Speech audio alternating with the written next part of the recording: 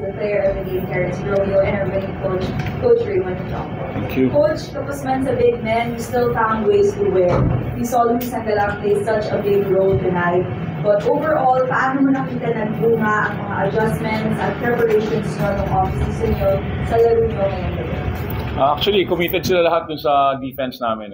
We did good. May mga lapses pero nakapag-adjust naman kami kaagad. Yung mga guards namin, big help dun sa mga bigs namin. So dun sa rotation namin sa defense, nakuha namin. Coach, just a follow-up lang po on your assessment on Luis' game tonight. Walang masabi. He give his best naman talaga every game. Tsaka gusto naman manalo ng bata every game yun. Kaya pag binigyan namin ng bola, talagang gusto niya may nangyayari din sa namin. Thank you, Coach. Now, Terrence, on to you. Before the game, sinabi mo na you're no longer thinking of taking over the way you were before. But after being held scoreless in the first half, ano ba yung purposely and intentionally mong dinala sa second half to make this victory possible? Unang-una yung defense actually nung Phoenix, nagko-collapse sila every time na nasa akin yung bola. So double sila ng double. So nahihirapan ako talaga hanapin yung points ko doon. So nagdidikoy ako kagaya ng sabi sa akin ni Coach Raymond na hanapin ko yung mga kasama ko. And then nung mga time na second half, siguro napansin nila na yun nga puro lang ako pasa. Then medyo nagkakaroon ako ng open look. Luckily na pumapasok naman yung mga tira ko. We're now opening the floor to you.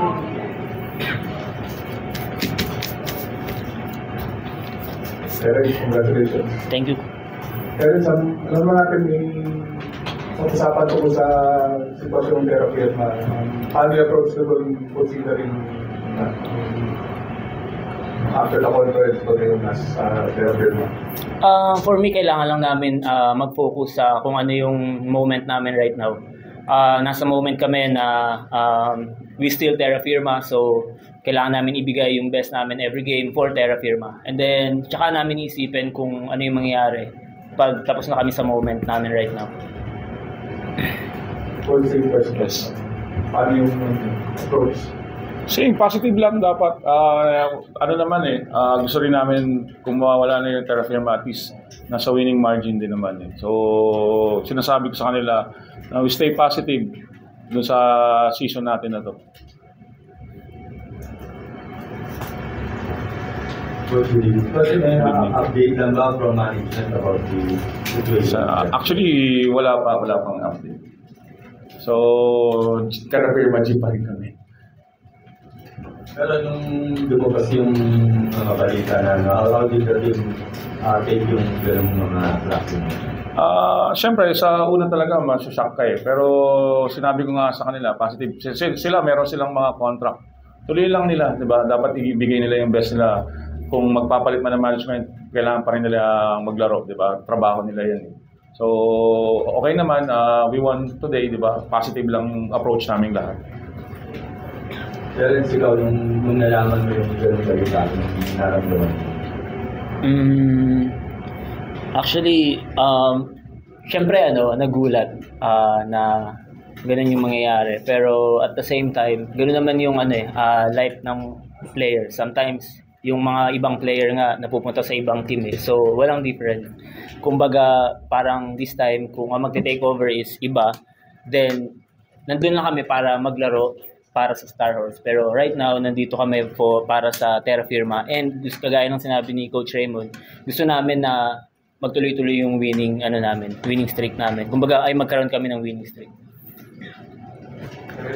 Kumusta condition mo? Mukhang maganda yung laro mo agad eh. After last conference, may mga injuries ka. Oo, actually last conference, parang dumiretso lang talaga ako sa game. Kumbaga, nag-try lang ako na makatulong sa team. Ngayon naman, kahit pa paano, mas okay yung condition ko kaysa last time. Pero malayo pa rin compare sa condition ng mga ibang players or ibang mga teammates ko. Kumbaga, mas nag-iisip lang ako sa loob ng court.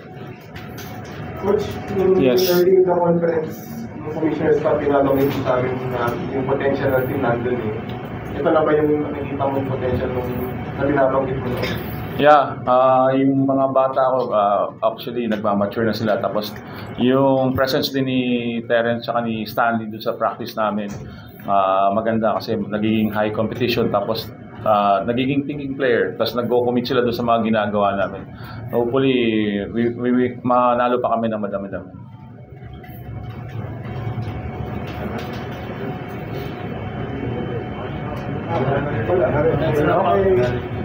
Thank you. Thank you.